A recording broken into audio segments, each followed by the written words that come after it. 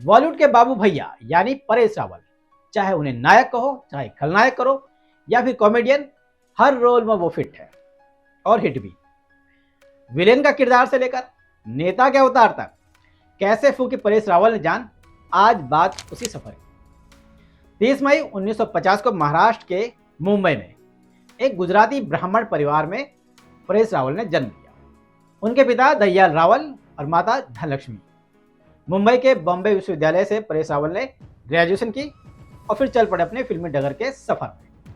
साल 1982 में एक फिल्म थी, गुजराती फिल्म नसीब नी बलिहारी। ये उनके करियर की पहली फिल्म थी। इसके बाद 1984 में एक और फिल्म आई, होली।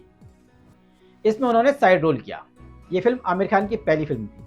और फिर 1984 में उन्होंने दूरदर्शन पर प्रसारित होने वाले धारावाहिक बनते बिगड़ते से छोटे पर्दे पर अपनी शुरुआत। ये इनका स्ट्रगल टाइम था। लेकिन इसके बाद परेश रावल ने 1985 में जो फिल्म रिलीज हुई थी अर्जुन, इससे बॉलीवुड में कदम रखा। इस फिल्म में सनी देओल लीड रोल में थे।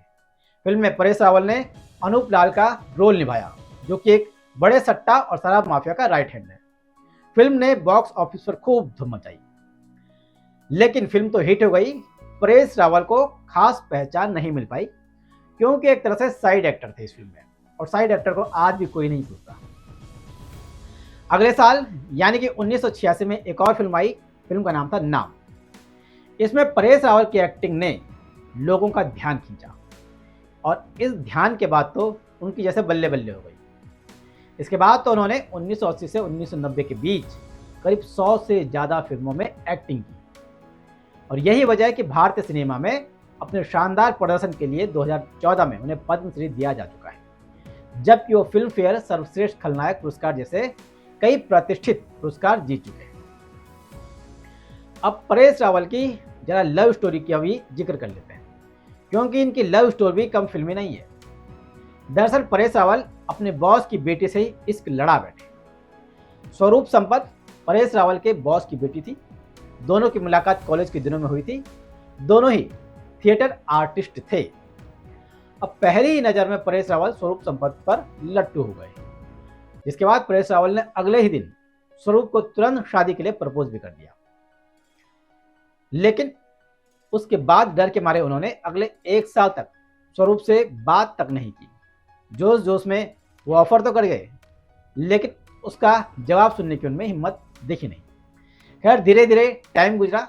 स्टेज पर जब स्वरूप और परेश रावल की एक्टिंग देखने लगी तो उनसे प्रभावित होने लगी। और फिर एक दिन स्वरूप ने खुद ही परेश रावल के पास जाकर उनकी शानदार एक्टिंग की तारीफ की।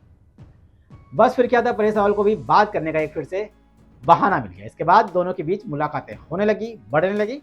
और इस दौरान परेश रावल के कहने पर उन्होंने, स्वरूप संपत ने 1979 में मिस इंडिया कॉन्टेस्ट में हिस्सा लिया और विनर बन गई, जीत गई।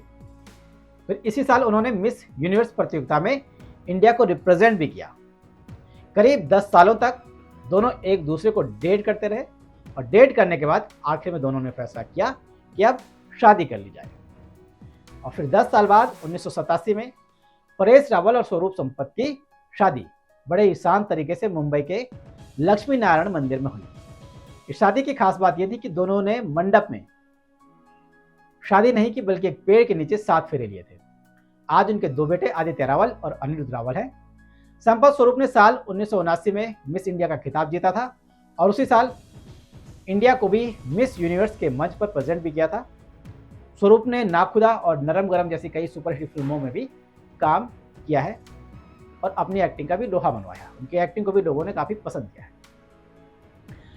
एक्टिंग की दुनिया में हर किरदार में बैठने वाले जो है परेश रावल, उन्होंने सियासी सफर की भी एक बार राह पकड़ी। और साल 2014 में जब बीजेपी की लहर थी, बीजेपी के टिकट पर वो चुनाव लड़े और जीतकर लोकसभा सांसद ही पहुंचे। इसके बाद 2019 में उन्होंने दोबारा टिकट लेने से इनकार कर दिया, बोर हो गए राजनीति से। तो ये थी अभिनेता से नेता बने परेश रावल की जिंदगी की कहानी, उनके कुछ किस्से। अब परेश रावल एक बार फिर से अपने फिल्मी दुनिया में वापस लौट गए हैं और अभी हाल ही में एक विवाद हुआ था हेरा फेरी 3 को लेकर, जब उन्होंने फिल्म में एक्टिंग करने से मना कर दिया। लेकिन खैर, अब मान मनोबल के बाद वो वापस लौट गए और फिल्म का एक हिस्सा बने ये फिल्म बहुत हिट रही और हेरा फेरी की फ्रेंचाइजी है, तो तीसरा पार्ट है। तो कैसी लगी आपको परेश रावल की कहानी, कमेंट कर जरूर बताएं। नमस्कार।